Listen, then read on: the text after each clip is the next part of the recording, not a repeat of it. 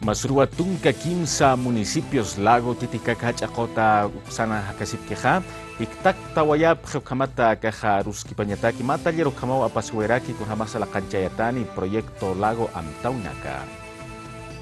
Ministerio de Cultura y Turismo Ucamaraki Cooperación Técnica Belga y Nakapharakiniwa Proyecto Lago Titicaca Hachakotana Turismo Nairaru Sarataña Pataki Amtawisti Naira Yarakata Yateñataki Ucamaraki Yakasiña Patakiwa Hichajaut Etarakiniwa Kamachinaka Sasawa Cecile Rox asistente técnico CTV Proyecto Lago Toquena Arst Oyeraki. Hemos visto importante organizar hoy un evento con el fin de poder iniciar la construcción de instrumentos, herramientas jurídicas para que los municipios puedan proteger su patrimonio arqueológico.